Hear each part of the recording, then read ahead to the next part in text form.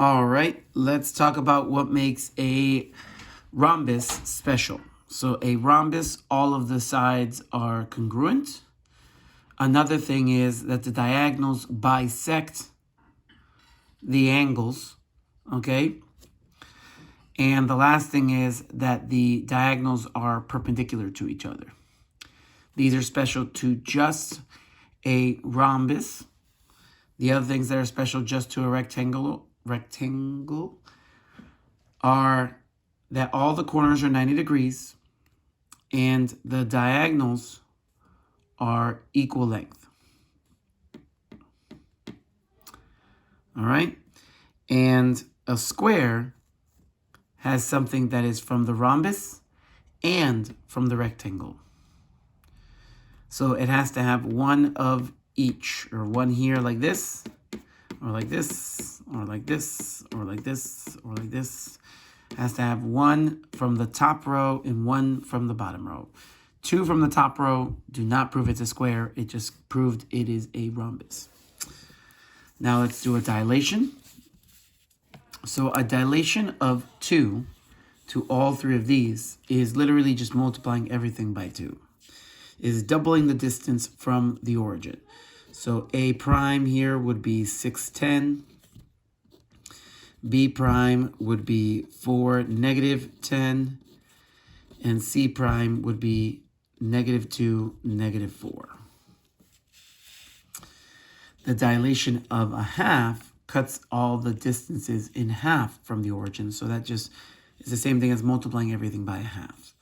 So A prime would be 1.5, 2.5, B prime would be 1 and -2.5, and C prime would be -0.5 and -1.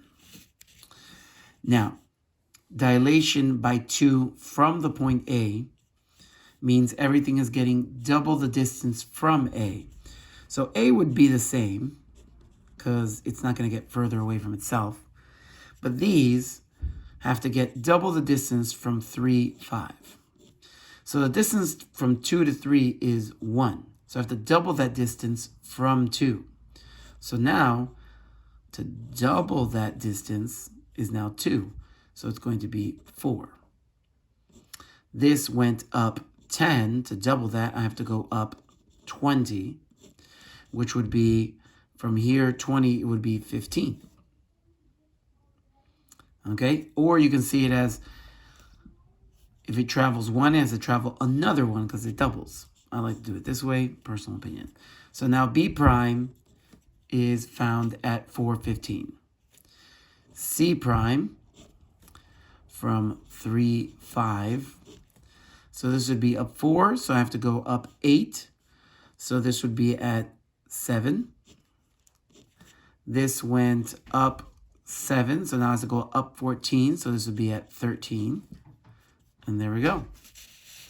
So in this one, I am going to do a translation, a reflection, a rotation, and then a dilation, just to practice each one. So a translation, 3, -2, that would be me, so I'll write A prime here.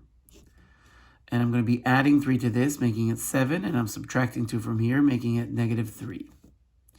So this one's done. Then I'm reflecting off of the y-axis, meaning the x is going to change. A double prime is going to be reflecting off the y-axis. So now it's -7, -3. So this one's done. Then I'm going to rotate it 90 degrees. So this is in quadrant 3, and now it's going to be in quadrant 2. And a triple prime here. So it's going to be 3, 7 now because the number is needed to rotate.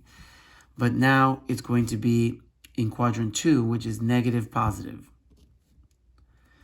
Then a quadruple prime, seems like a little ridiculous, is now dilation of 2 from the origin because nothing stayed. So it's going to be -6, 14, our final spot. And that's about it.